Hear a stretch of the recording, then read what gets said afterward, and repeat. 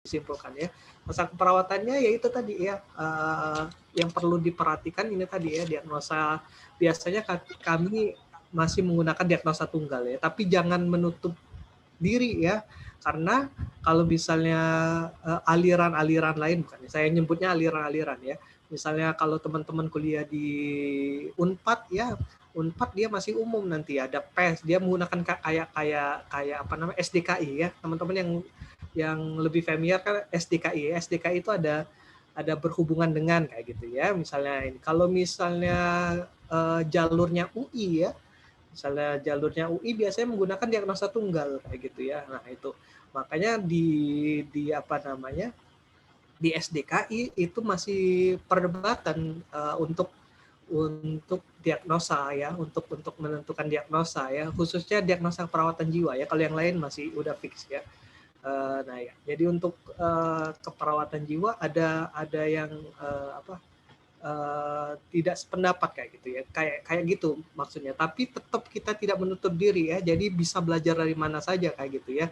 Jadi kita juga supaya teman-teman mengetahui juga bahwa kalau kok beda sih Pak, nah itu ya, ini kemarin kan terjadi di kakak tingkatnya ya, kok ada beda-beda sih dan sebagainya ya. Ini makanya kita jelasin bahwa misalnya di SDKI formatnya seperti itu, pasti ada PES ya, problem etiologi simptom biasanya teman-teman. Misalnya gangguan konsep diri berhubungan dengan ini ditandai dengan ini kayak gitu ya yang dilakukan ya. Tapi kalau misalnya misalnya garis jalurnya UI, biasanya kita menggunakan diagnosa tunggal ya, misalnya diagnosanya perilaku kekerasan ya, atau misalnya resiko perilaku kekerasan atau gangguan persepsi sensori halusinasi seperti itu ya. Itu diagnosa tunggal ya. Jadi teman-teman nggak bingung ya, dan nggak menutup diri. Misal ini yang paling benar, nggak kayak gitu ya. Kita nerima saja kayak gitu ya. Yang diajarkan untuk saat ini adalah diagnosa tunggal kayak gitu ya. Tapi nanti kalau misal teman-teman dapat input dari luar, kok beda yang diajarkan? Nah itu tadi sudah saya jelaskan Mbak itu ya. Bahwa kalau misalnya di SDKI dia menggunakan formula PES ya, problem etiologi simptom. Artinya dia tidak diagnosa tunggal misalnya ya. Dia ada berhubungan dengannya itu ya, dan ditandai dengan dan sebagainya gitu ya. Gitu ya teman-teman ya, yang penting harus diketahui seperti itu, yang harus ditekankan gitu ya. Jadi kalau tadi menentukan, kan tadi kita di pengkajian ada 3 yang harus dilakukan: mengumpulkan data, kita analisa datanya, terus kita klarifikasi juga data yang benar ya teman-teman. Diharapkan hanya memahamin dulu ya, nanti untuk mendalamnya nanti di keperawatan jiwa ya. Yang pasti teman-teman tahu lah format asuhan keperawatan jiwa tuh seperti ini dan cara mengisinya seperti ini ya. Tapi untuk mendalamin per diagnosa nanti kita akan belajar di perawatan jiwanya ya. Paling tidak teman-teman udah bisa satu langkah udah tahu lah tentang keperawatan jiwa ya, khususnya diagnosa dan lain-lain, intervensi juga dan lain-lainnya ya. Jadi seperti itu ya teman-teman ya. Jadi dalam pengkajian tadi udah mengumpulkan data, terus menganalisa data yang benar ya. Tadi udah jelaskan ada 11 poin, tiap poin itu pasti akan menyimpulkan masalah keperawatan ya, masalah keperawatan. Sehingga dari masalah keperawatan itu kita bisa membuat pohon masalah ya, menentukan masalahnya ya. Jadi dalam menentukan pohon masalah itu nggak sembarangan kayak gitu. Menentukan core problem, kemarin udah jelaskan ada core problem, ada efek, ada kausa ya, ada masalah utamanya, masalah intinya, ada penyebabnya, ada efek yang akan terjadi kayak gitu ya. Gimana menentukannya? Menentukannya dari pengkajian tadi, dari pengumpulan data dari ya, dari masalah perawatan, kesimpulan-kesimpulan tadi. Kalau misalnya paling banyak itu yang muncul itu adalah masalah intinya ya, masalah utamanya itu yang paling muncul ya. Nah itu ya, jangan bingung ya cara menentukan core problem dan sebagainya itu ya. Dan yang lain-lainnya bisa dilihat nanti, misalnya kausa penyebabnya teman-teman bisa analisa dari pengumpulan data ya, maupun efeknya ya. Efeknya misalnya dia ada melihat bayangan, itu bisa menjadi misalnya resiko halusinasi kayak gitu ya. Jadi efek kayak gitu. Ya. Ini ada 10 diagnosa ya, gangguan resiko yang teman-teman harus lakukan. Nah ya, untuk menentukan diagnosa perawatan maka menggunakan data mayor dan data minor ya. Kita bisa lihat dari data mayor dan data minor ya. Dapatnya dari mana data mayor, data minor ya? Dari pasien itu sendiri ya. dari secara subjektif maupun objektif ya. Kalau subjektif dari pernyataan pasien, kalau objektif dari yang kita observasi ya. Nah, ya itu teman-teman bisa baca nanti secara isinya ya. Saya tidak menekankan saja ya supaya teman-teman tahu bahwa ini diagnosa keperawatan ya. Untuk lebih jelasnya nanti, untuk lebih mendalamnya kita akan belajar di perawatan jiwa ya. Kalau saya nggak jelaskan ini diagnosa ya teman-teman nggak bisa ngerjain nanti case tadinya ya. Karena di KDK 2 ini memperkenalkan asuhan keperawatan yang ada di semua jurusan di keperawatan ya, ada anak, jiwa, maternitas, KMB dan sebagainya ya. Jadi ya teman-teman udah nggak asing lagi ya. Jadi dalam menentukan diagnosa nanti teman-teman lihat kalau misal dari case study, dari studinya ya, diagnosanya apa yang paling yang muncul kayak gitu ya. Misalnya perilaku kekerasan itu data subjektif ya, data subjektifnya misalnya dia mengancam ya, ada kata-kata ancaman misalnya ya, pasiennya mengancam perawatnya, mengancam orang sekitar sekelilingnya ya, mengumpat ya, bicara kasar dan keras ya, itu bisa dilihat di data subjektifnya ya. Data objektifnya ada agitasi misalnya ya, gelisah ya, melempar ya dan sebagainya ya. Itu ada data mayor dan data minor yang teman-teman bisa baca ya. Saya cepat aja ya, teman-teman nanti bisa baca ya, karena yang intinya saja yang saya akan jelaskan ya. Misalnya ada PK dan perilaku kekerasan nih Pak. Nah, apa bedanya PK dan perilaku kekerasan ya? Kalau misalnya PK nih maksud saya apa bedanya perilaku PK, perilaku kekerasan dengan resiko perilaku kekerasan RPK ya. Kalau PK itu ketika teman-teman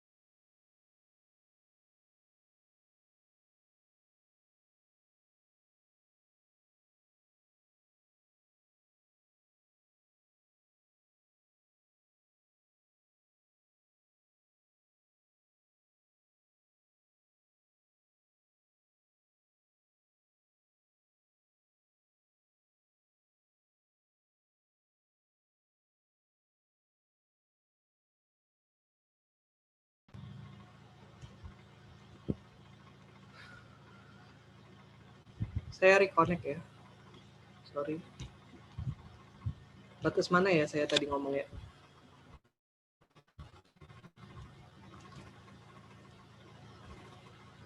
Perbedaan RPK ya sama PK. Halo, suara saya kedengaran nggak? Kedengeran, Pak. Kedengaran, Pak. Kedengeran, Pak.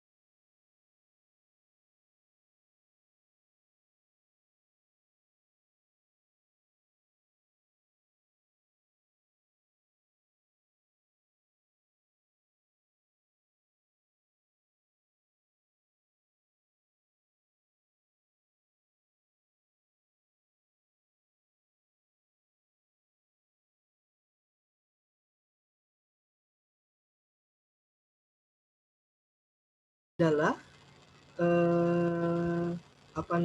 kondisi ketika pasiennya mengalami kemarahan kayak gitu ya, banting-banting, marah, mencaci, nah itu gitu ya. Kalau resiko perilaku kekerasan itu adalah pasien yang memiliki riwayat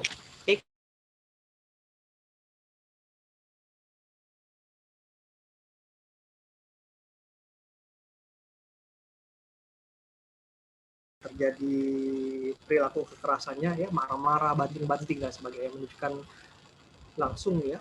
Biasanya tindakan yang harus kita lakukan itu adalah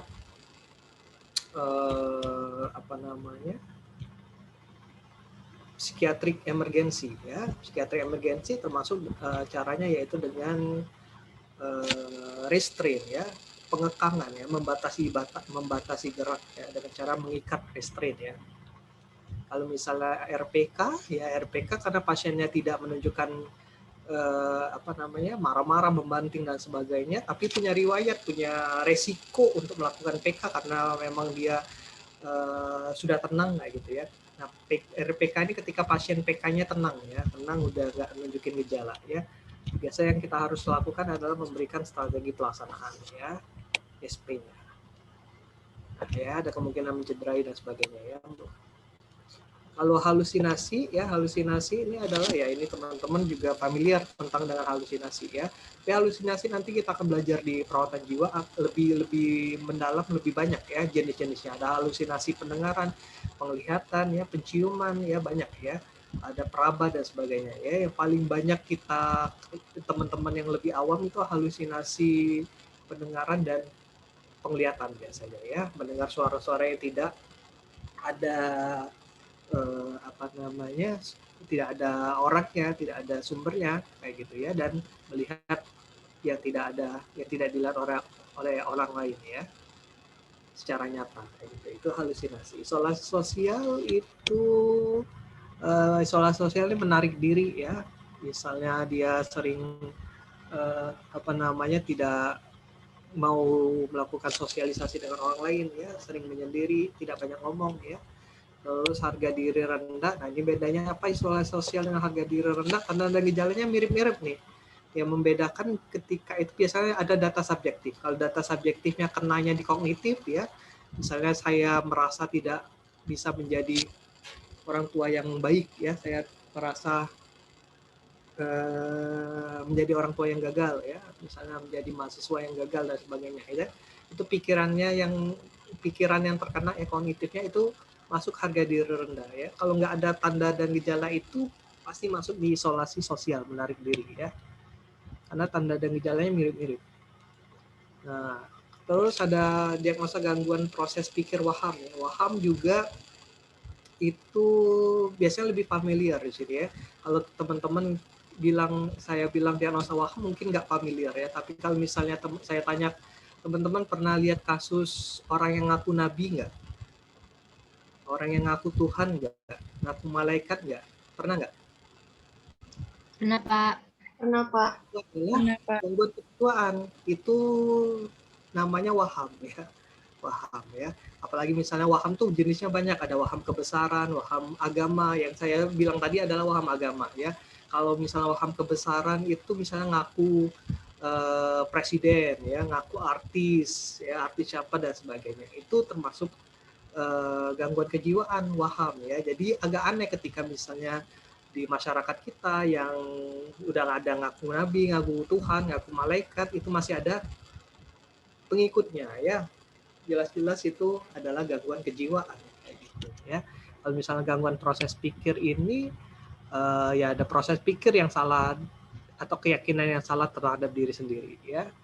Terus defisit perawatan diri juga ya, misalnya ya pasien gangguan kejiwaan juga bisa mengalami diagnosa defisit perawatan diri ya, nggak tahu nih cara merawat diri sendiri ya, termasuk misalnya BAK, BAB sendiri, terus berdandan ya, mengrias sendiri ya, makan dan minum yang benar juga ya, itu bisa nggak bisa ya. Terus ada resiko bunuh diri juga ya,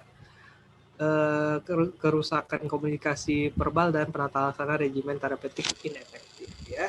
Tanda dan gejalanya secara data mayor dan minor, subjektif objektif teman-teman bisa baca nanti ya apa bedanya. Nanti teman-teman kaitkan, bisa jadi sumber untuk membuat diagnosa nanti ya, untuk studi kasusnya nanti ya. Nah ya, nanti teman-teman juga kalau mau membedakan dengan SDKI silakan ya. Tapi tidak ada yang salah dan benar ya teman-teman. Namanya kita belajar, mempelajarin semuanya, baik itu secara yang diagnosa tunggal maupun diagnosa berdasarkan PES kayak gitu ya. Nanti teman-teman bisa analisis saja apa bedanya, apa samanya ya, dan bagaimana menyikapinya ya harus kita bijak saja ya yang digunakan. Saat ini kita menggunakan mayoritas digunakan diagnosa tunggal ya. Tapi kita tidak menutup kemungkinan juga kalau misalnya ada revisi di SDKI-nya ya. Itu untuk diagnosis. Baca juga ya. Jadi nanti teman-teman akan membuat ini ya intervensinya ya, rencana tindak lanjutnya seperti ini nanti teman-teman buat nama klien, nomor statusnya ya, rekam medik ya, diagnosa medisnya, keuangannya apa kayak gitu ya. Tanggalnya, nomor diagnosa ya, nomor 1 misalnya. Ya, diagnosanya apa yang muncul. Ini bisa disalin saja nanti ya, dan sebagainya ya. Biasanya ya. Jadi kalau misalnya kita biasanya nulis tangan dalam membuat laporan ya. Jadi kita berikan ini gunanya apa supaya ingat kayak gitu ya. Ini diagnosa perawatannya, RPK, tujuannya ini ya kalian bisa mengontrol perilaku kekerasannya karena resiko perilaku kekerasan ya. Kalau misalnya dia perilaku kekerasan ya nggak ada tujuannya supaya dia tidak mencederai diri sendiri maupun orang lain biasanya ya, dengan cara kita melakukan psikiatrik emergency, diikat ya, namanya restrain ya, secara manusiawi tapi ya nanti kita belajar di perawatan jiwa biasanya. Ini kriteria eksklusi evaluasinya ya, tuan klien menunjukkan tanda-tanda percaya pada perawat ya, BHSP namanya, BHSP ya, bina hubungan saling percaya. Jadi ini ya, cara wajah dan sebagainya ya. Ini intervensi yang dilakukan BHSP ya. BHSP biasanya kita cakupnya kemarin kita teman-teman udah belajar komunikasi perawatan ya. Kalau menggunakan komunikasi terapeutik, adalah salah satu cara untuk membina hubungan saling percaya ya. Di komunikasi terapeutik itu kan teman-teman memberikan salam, memperkenalkan ya, menanyakan panggilan dan sebagainya ya. Itu untuk apa? Tujuannya untuk membina hubungan saling percaya ya. Nah, terus ini intervensinya bantu untuk perasaan marah ya dan sebagainya ya, teman-teman bisa baca, bantu mengungkapkan tanda dan perilaku kekerasan kayak gitu ya. Ini rencana yang teman-teman lakukan kayak gitu ya, termasuk diagnosa yang lainnya ya, ada situ ya, ada gangguan sensori halusinasi ya. Kalau misalkan ada jenisnya, ada penglihatan, pendengaran, penghidu ya, peraba dan pengecapan ya, disesuaikan saja ya, intervensinya sama tapi disesuaikan dengan tanda dan gejala, disesuaikan saja apa, misalnya dia diagnosanya pendengaran ya pendengaran ya, biasanya didengar. Kalau misal penglihatan ya sama ya dengan yang lainnya. Terus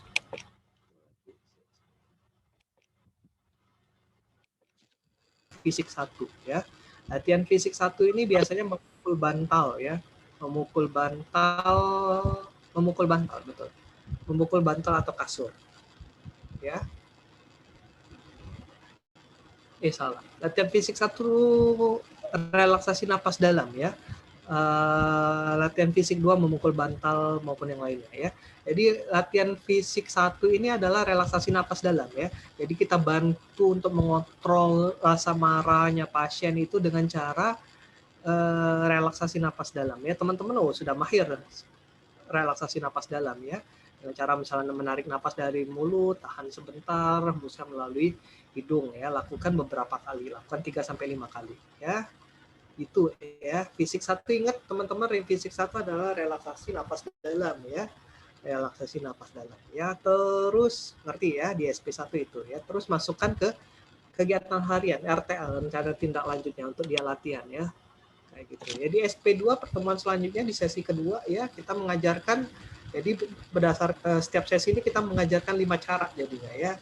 Ada sesi pertama kita mengajarkan teknik napas dalam, relaksasi napas dalam. Yang kedua ini kita mengajarkan melakukan aktivitas ya, melakukan aktivitas Yang ketiga ini yaitu dengan cara verbal, yang keempat itu cara spiritual, yang kelima yaitu dengan cara minum obat. Ya. Tapi ini SP yang lama ya, yang saya punya ya. SP yang baru adalah, teman-teman harus ingat nih, saya nggak ngulang lagi nih ya. Jadi kalau yang ngantuk, yang nggak tahu, yang salah nanti laporan, ngikutin ini aja, artinya salah ya. Yang saya punya ini, slide yang salah saya punya ini punya 2016 ya. 2016 ke bawah ya. Karena SP udah berubah ya, SP-nya. Jadi setiap diagnosa SP obat, cara minum obat dan sebagainya itu dimasuk di SP2. Catat ya teman-teman ya. Saya udah ngasih penekanan berkali-kali untuk SP obat ya. SP obat semuanya masuk di SP2. Gitu ya. Termasuk yang ini nantinya SP5 ini masuk jadi SP2 kayak gitu ya. Terus SP1 dan 2 ini jadi gabung biasanya ya, digabung ya. Kan karena relaksasi napas dalam gampang ya. Boleh digabung, boleh dipisah, tergantung nanti kemampuan oleh pasiennya untuk meresap ini ya. Kenapa SP2 dipindah kenapa SP obat dipindah ke SP2 semua, strategi pelaksanaan kedua semua? Karena kalau dulu di SP terakhir semua ya, SP5 ya. Itu tadi ya, karena sudah dievaluasi ketika misalnya di SP5 kebanyakan pasien ini mengalami regimen inefektif ya. Pasiennya kambuh berulang karena tidak minum obat kayak gitu. Tidak minum obat penyebabnya banyak, karena misalnya dia tidak tahu fungsi obat itu, tidak tahu ada efek sampingnya dari obat itu ya, sehingga malas minum obat kayak gitu ya. Makanya ketika misalnya kita ngajarin terakhir, padahal obat itu diberikan di awal kayak gitu ya. Yang kita lakukan kan alternatif terapi ya. Kan dilakukan misalnya dalam kita melakukan intervensi itu kan dua cara ya, dengan cara farmakologi dan non farmakologi ya. Farmakologi dengan obat, yang non farmakologi yang ini tadi latihan fisik 1 dengan verbal ya, dengan relaksasi napas dalam, itu adalah non farmakologi ya. Yang farmakologi dengan obat ya. Permasalahannya yang dulu di SP5 itu kan obat itu diberikan di awal, sehingga pasien itu seringkali tidak minum obat ya, disembunyikan di bawah lidah atau dibuang obatnya ya, sehingga tidak maksimal dalam proses penyembuhan ya. Untuk itu biasa kita rubah ya dari pusat ya, dari biasanya UI ya, berubah menjadi SP2 setiap obat jadi semua obat ya, untuk SP obat ya masuknya di SP2 gitu ya. Ingat ya, perlu diingat teman-teman ya. Jadi SP1 itu adalah latihan mengontrol secara fisik 1 dan fisik 2 ya. Fisik 1 itu adalah relaksasi napas dalam, fisik 2 adalah aktivitas ya, melakukan aktivitas ya. Biasanya yang kita ajarkan itu adalah memukul bantal kayak gitu ya, memukul bantal. Tapi jangan apa namanya, saklek ya. Yang diajarkan memukul bantal, padahal nggak gitu ya. Tujuan dalam RPK ini adalah bagaimana kita memberikan fasilitas pada pasien untuk menyalurkan emosinya ya. Teman-teman kalau misalnya marah, emosinya tinggi nggak? Tinggi ya. Energinya tinggi nggak? Energinya berlebih nggak kalau emosi? Berlebih nggak? Halo? Berlebih nggak? Berlebih ya emosinya ya. Ya, teman-teman cewek ketika marah jangan-jangan bisa ngangkat galon gitu ya. Atau misalnya kalau misalnya yang paling sering itu misalnya kalau marah mukul tembok, mukul pintu dari kayu bisa hancur kayak gitu ya. Tapi bisa dibayangkan misalnya ya, kalau dilakukan secara nyata nggak mungkin kita bisa mukul kayak gitu. Nggak sakit pula ketika kita mukul ya. Karena itu tadi, karena ketika marah energi kita banyak kayak gitu ya. Nah, jadi prinsipnya adalah meluapkan energi dengan aktivitas. Biasanya kalau misalnya paling mudah adalah memukul bantal kalau di rumah sakit ya. Tapi kalau dia nggak mau memukul bantal ya boleh cari aktivitas lain. Intinya adalah tujuannya adalah latihan fisik 2 ini adalah tujuannya adalah menyalurkan energinya kayak gitu ya. Ketika marah kan energinya banyak gitu ya. Kalau misalnya di rumah sakit itu punya difasilitasi misalnya lapangan golf, ya silakan kalau dia mau sukanya main golf. Kalau dianya sukanya main bola silakan ya. main bola. Ketika dia main bola ya, misal lagi marah main bola ya, energinya habis kan kayak gitu ya. Jadi nggak marah lagi, energi dari marahnya itu berkurang kayak gitu ya. Tapi yang paling banyak yang dilakukan adalah memukul bantal. Kenapa? Karena yang ada biasanya di ruangan di ruangan itu adalah kasur dan bantal kayak gitu ya. Jadi dia jangan salah untuk melampiaskan emosinya ya. Biasanya kalau dia secara maladaptif, salah melampiaskan emosinya dengan memukul temannya kayak gitu ya, seruangan ya. Dia memukul teman ruangan kayak gitu ya. Makanya kita ajarkan yang secara adaptif. Secara adaptif adalah menyalurkan di bantal kayak gitu ya. Kalau bantal kan tidak ada resiko ya, bantalnya lembut, energinya terkeluar ya. Tapi kalau misalnya secara maladaptif biasa memukul orang atau memukul kaca ya, atau merusak barang dan sebagainya, itu merugikan yang lain. Makanya di SP1 itu kita bahas sebelum melakukan terapi ya, penyebabnya, tanda dan gejalanya, apa yang harus dilakukan, akibatnya apa. Akibatnya itu juga kita bahas sehingga pasiennya sadar bahwa yang dilakukan ini salah kayak gitu ya. Misalnya dia mukul kaca ya, akibatnya apa Pak mukul kaca ya, jangan kita yang jawab, dia yang jawab. Misalnya akibatnya tangannya luka, berdarah, sakit, kacanya pecah, harus diganti, bayar lagi. Nah, kebanyakan akibatnya banyak sehingga dia sadar bahwa yang dilakukan itu salah, merugikan, perlu penanganan kayak gitu ya, perlu ngeluarin uang lagi untuk beli kaca dan sebagainya. Jadi dia menyesal, intinya kayak gitu ya. Untuk lakukan. Jangan kita yang bilang, oh jadi kayak gini ya Pak, jangan kayak gini. Nah, kalau kayak kita yang ngomong nggak sadar dia ya, biar pasiennya yang meluapkan argumennya sehingga dia sadar ya. Jadi kita bisa ngajarin, oke, artinya yang dilakukan itu tidak baik, maukah saya ajarkan yang cara yang baik ya, cara menyalurkan emosi yang baik. Nah, jadi dia mau ngikut kayak gitu ya. Itu ya teman-teman ya. Jadi ingat, cara yang pertama fisik 1 itu relaksasi nafas dalam, fisik 2 itu adalah aktivitas. Ya baik apa aja ya. Kalau yang paling mudah adalah memukul bantal dan kasur ya. Tapi kalau ada yang lain, olahraga misalnya dia mau lari ya, boleh ya, asalkan nggak kabur dari rumah sakit ya, lari misalnya di situ ya. Pasien gangguan kejiwaan banyak kabur ya. Ini keluarganya teman-teman bisa baca, intinya sama tapi pada keluarga ya. Fungsinya apa kalau pada keluarga? Fungsinya agar keluarga bisa merawat anggota keluarganya yang mengalami gangguan kejiwaan ini ya, khusus misal gangguan resiko perilaku kekerasan ya. Tujuannya seperti itu intinya ya. Tapi isinya sama, tapi tertujunya pada keluarga ya. Bagaimana nanti kita ngajarkan keluarga ketika misalnya pasien yang mengalami ini, keluarga yang menggantikan perawat kayak gitu ya. Kita kan nggak bisa 24 jam ya. Apalagi misalnya dia udah pulang ya, harus keluarga yang merawat, caregivernya ya. Jadi caregivernya ini keluarga ini yang akan memandu, misalnya dia lagi halusinasi atau misalnya lagi perilaku kekerasan, keluarganya yang mengingatkan, ayo yang diajarkan Pak Julian apa misalnya ya kayak gitu ya. Ayo latihan fisik 1 apa latihan fisik 2 atau misalnya secara verbal dan sebagainya ya. Itu ya. SP3 itu secara verbal ya. Jadi ingat SP2 itu obat ya. SP2 yang ini biasanya gabung jadi SP1 ya. Kayak gitu ya. SP3-nya secara verbal artinya dengan cara mengungkapkan secara baik ya. Mengungkapkan secara omongan secara baik ya. Karena kita tahu, teman-teman tadi udah lihat misalnya secara sekilas tadi tanda dan gejala pasien perilaku kekerasan, RPK ini resiko perilaku kekerasan itu secara objektif dan subjektif itu melakukan pembicaranya keras ya,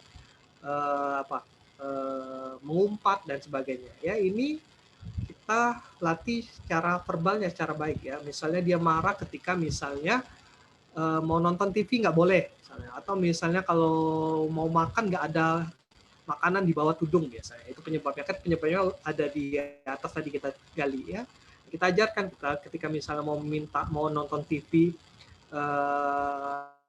dengan temannya, kita ajarkan cara meminjam remote misalnya, atau misalnya cara ngomong secara baik secara verbal, itu SP3 ya. SP4 dengan cara spiritual ya, bisa saja dengan zikir ya, atau bisa dengan sholat dan sebagainya ya, atau dengan berwudu ya secara spiritual, atau misalnya kalau agamanya yang lain misalnya Nasrani dengan berdoa kayak gitu ya. Kalau misalnya dengan Islam, misalnya agamanya Islam ya dengan berwudu misalnya ya, kita ajarkan wudu ya, ajarkan zikir ya, karena biasanya kalau misalnya wudu dan zikir itu meredakan emosi ya. Perlu diingat, ini perlu direvisi, saya nggak ngerevisi, ini nanti saya kasih aja ya, tapi teman-teman sudah saya bilangin tadi ya, bahwa di SP2 itu semuanya itu pindah di SP obat ya, obat.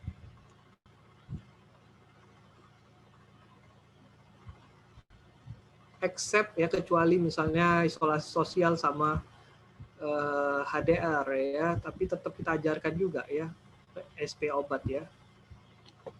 Ini SP ISOS juga ya, mengidentifikasi penyebab isolasi ya. Ya, isolasi sosial kan nggak bisa berkenalan biasanya ya, nggak bisa bersosialisasi, ngobrol dengan orang lain dan sebagainya ya. Jadi kita ajarkan cara berkenalan, cara berkomunikasi dengan orang lain ya. Biasanya SP1 itu berkenal dengan satu orang, terus SP2 nih 2 orang, SP3 nih lebih dari 4 orang, dan berbelanja biasanya ya di luar. Nah, ini HDR juga.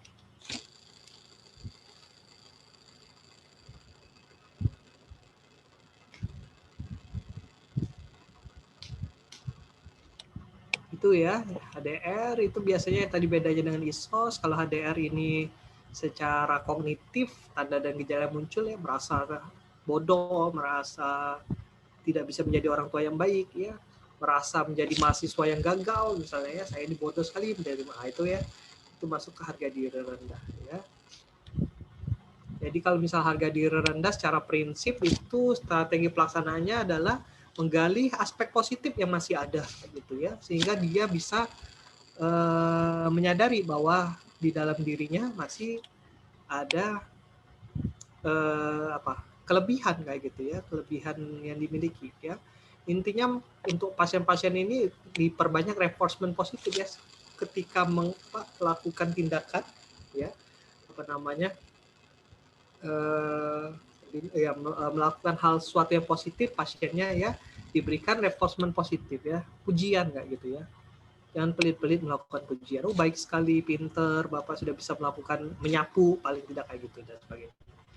Ya, halusinasi juga ya, halusinasi juga kayak gitu ya, SP2-nya dipindah menjadi obat ya. Kayak caranya yang pertama biasanya menghardik, terus bercakap dengan orang lain, terus melakukan kegiatan yang lain kayak gitu ya. Supaya apa? Intinya kalau misal halusinasi ini tujuannya agar pasien tidak terfokus pada halusinasinya, mengabaikan halusinasi ya. Defisit perawatan diri juga biasanya mengajarkan makan ya, membersihkan BAB dan BAK yang benar ya, berdandan juga ya. Tuh, ya. Waham juga mengembalikan proses pikirnya ya.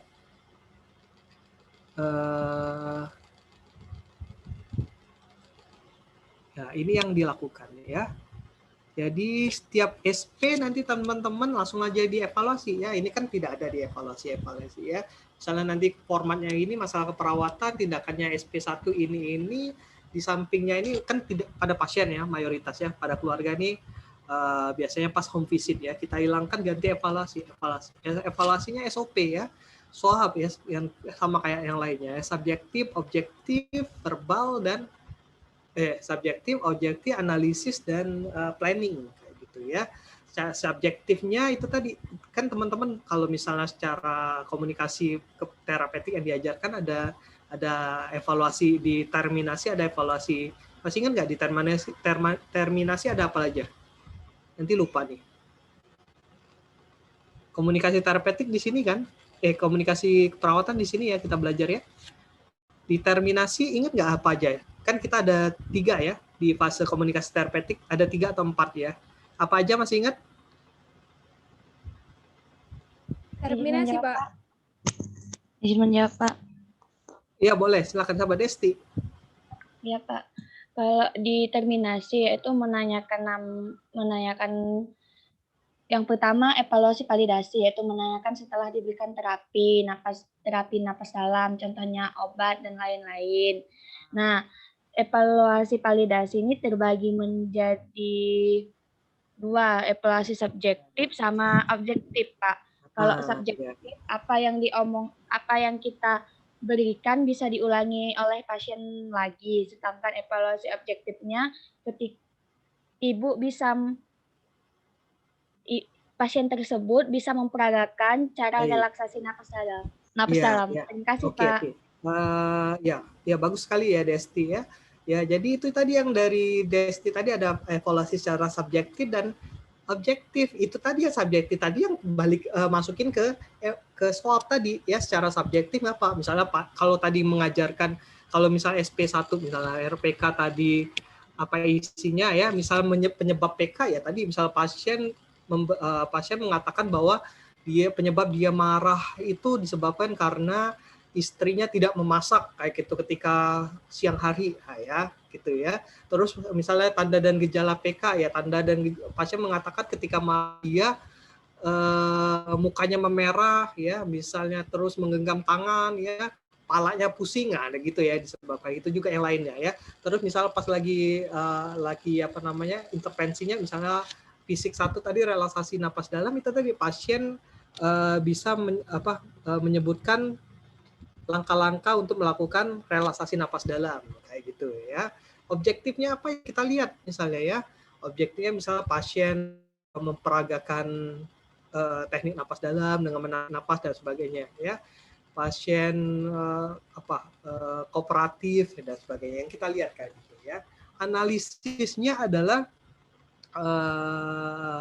apa yang teman-teman analisis dari SOP tadi ya. Kalau misalnya dia berhasil ya itu ya analisisnya adalah masalah teratasi sebagian kayak gitu ya. Karena masih ada yang SP yang selanjutnya kayak gitu ya. Planningnya adalah lanjutkan SP 2 kayak gitu. Itu ya. Itu SOAP-nya ya. Jadi ini implementasinya yang dilakukan ya. Nanti kalau misalnya secara langsung itu tadi yang pelaksanaannya adalah menggunakan komunikasi terapeutik tadi kayak gitu ya yang diajarkan di komunikasi terapeutik gitu ya. Ini kan di KDK teman-teman bisa mengerjakan secara format kayak gitu ya. Gitu. Itu yang lainnya nanti teman-teman bisa membaca ulang ya isinya terus nanti bisa menyesuaikan dengan kasus yang saya berikan nanti ya. Sampai di sini ada yang ingin ditanyakan?